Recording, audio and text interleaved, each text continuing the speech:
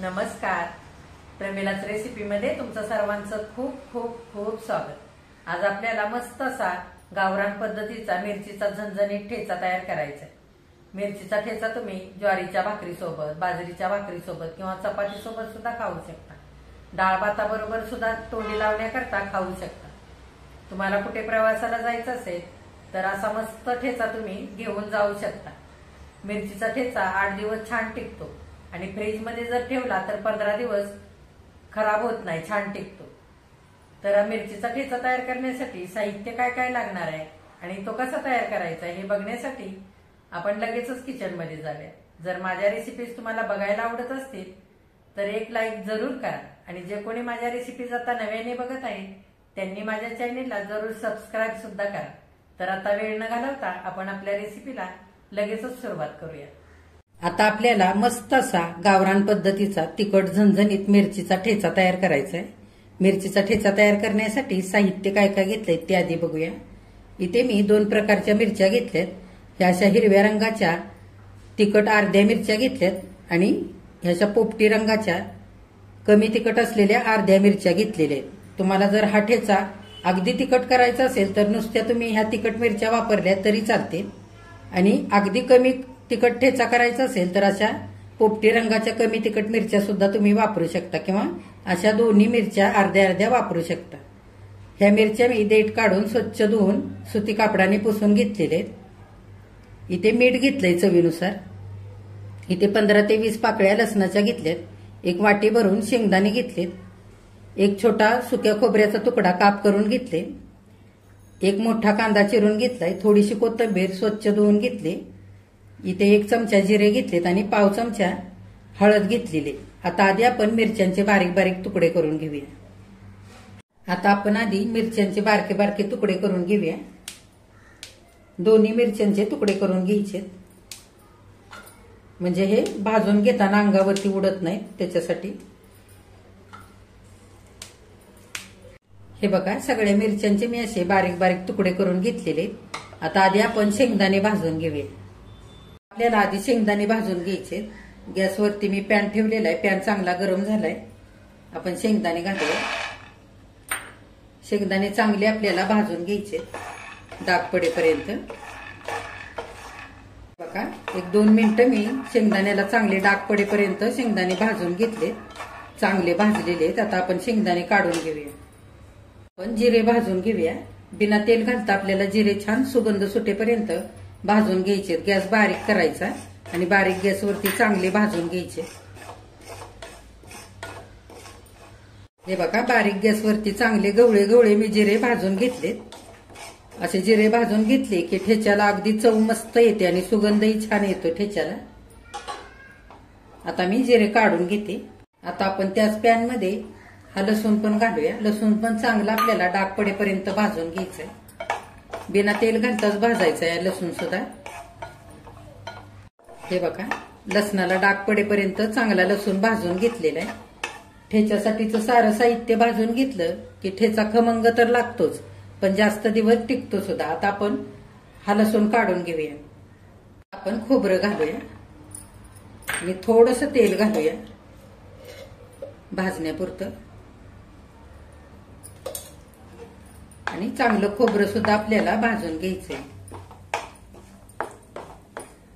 हे बघा खोबरं सुद्धा छान मी भाजून घेतलेलं आहे. असं लाल होईपर्यंत असंच भाजून घ्यायचं म्हणजे ठेच्याला अगदी मस्त चव येते या खोबऱ्याची.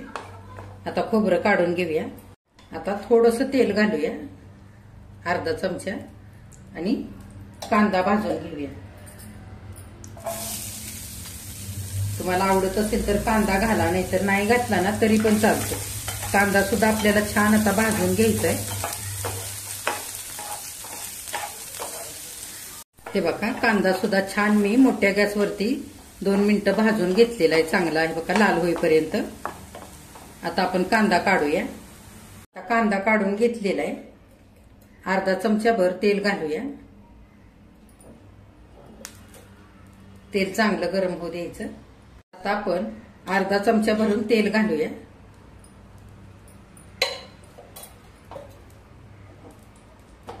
आणि त्याच्यातच मिरच्या घालूया. मिरच्या चांगल्या आपल्याला दाट पडेपर्यंत भाजून घ्यायच्या. गॅस मध्यम ठेवायचा म्हणजे मिरच्या करपत नाहीत आणि एकसारख्या हलवायच्या. हे बघा एकसारख्या अशा हलवल्या की छान सगळीकडून भाजल्या जातात मिरच्या. मिरच्या भाजतायत तोपर्यंत आपण शेंगदाण्याचं निघल तेवढं साल काढून घेऊया. तुम्हाला नसेल काढायचं तर नाही काढलं तरी पण चालेल.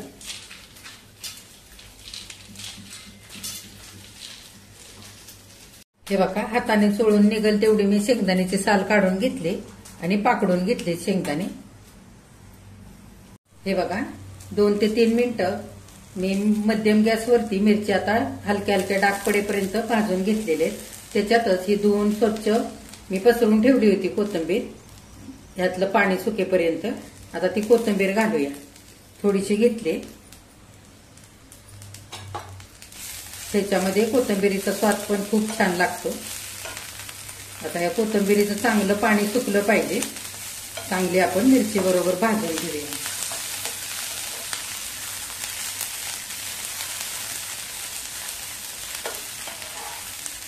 हे बघा आणखी 2 मिनिटं मी मिरची बरोबर कोथिंबीर सुद्धा भाजून घेतले. कोथिंबीरीचा ओलावा नष्ट झाला की ठेचा छान टिकतो.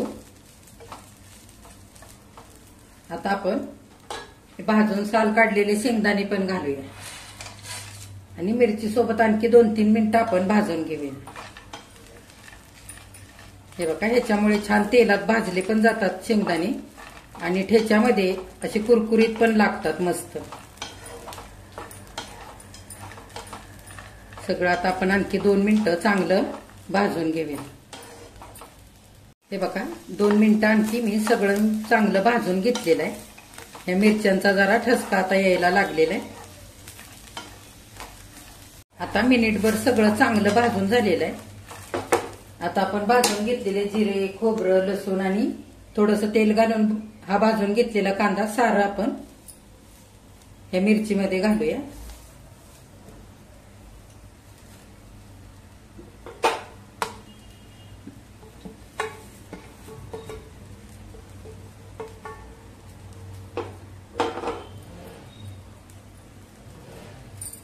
आणि सगळं आता एकजीव करून घेऊया आणि 1 मिनिटभर चांगलं सगळं आता आपण एकदा भाजूया थोडंसं.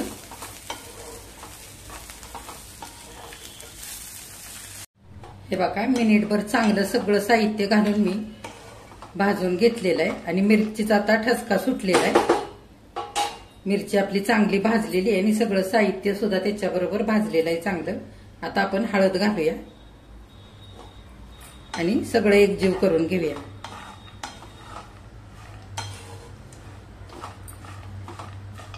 हे बघा मिनिटभर हळद घातल्यानंतर सारं साहित्य मी चांगलं आता एकजीव करून असं भाजून घेतलंय. आता सारं भाजलेलं आहे चांगलं. आपण गॅस बंद करूया आणि हे खाली उतरवून घेऊया. हे बघा मी ठेच्याचं सारं साहित्य भाजलेलं एका ताटामध्ये काढलंय आणि चमचा भरून मी मीठ घेतलेलं आहे. थोडंसं मीठ जास्तच घालायचं ठेच्याला म्हणजे ठेच्याला चवही चांगली येते आणि ठेचा जरा कमी तिखट लागतो. मी अख्खा चमचा गच्च भरून असं मीठ घेतलेलं आहे.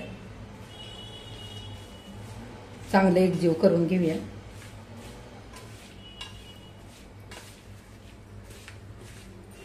ठेच्याचं साहित्य सारं गरम असतानाच आपल्याला ठेचा कुटून घ्यायचा आहे. त्याच्यासाठी मी इथे खलबत्ता घेतलाय. जर तुमच्याकडे खलबत्ता नसेल तर तुम्ही मिक्सरवरती केलात ना ठेचा तरी पण चालेल. आता आपण थोडं थोडं घेऊया. हे बघा ह्याच्यामध्ये आपल्याला जितकं मावेल तितकंच घ्यायचंय.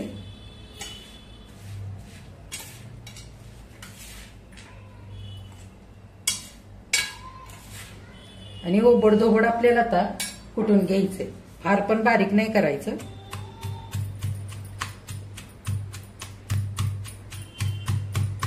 असं गरम गरम कुटलं की छान अगदी बारीक होतं पाहिजे तसं. हे बघा सगळं साहित्य चांगलं ठेच्याचं गरम गरम आहे त्याच्यामुळे चांगलं कुटलं जातंय पटपट. चांगलं असं ओबडधोबड कुटून घ्यायचं. जाड पण ठेवायचं नाही फार आणि फार बारीक पण नाही करायचं. कुणी कुणी काय करतं शेंगदाणे आणि खोबरं बाजूला कुटून घेतात आणि नंतर मिक्स करतात. तसं नाही करायचं, एकत्रच कुटायचं म्हणजे ठेच्याची चव अगदी मस्त खमंग अशी लागते.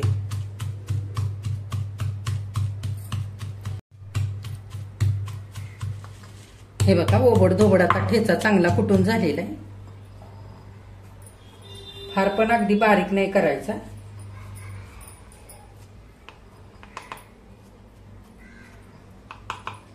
हे बघा ह्या पद्धतीने असा मी ओबड धोबड ठेवलेला आहे. आता आपण काढून घेऊया आणि उरलेलं बाकीचं साहित्य असंच थोडं थोडं घेऊन असं कुटून घेऊया.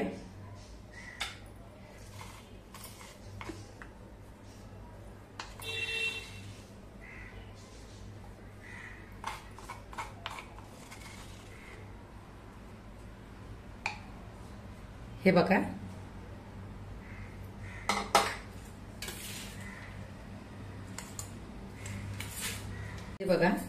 खलबत्त्यामध्ये मिरचीचा ठेचा सगळा कुटून तयार झालेला आहे.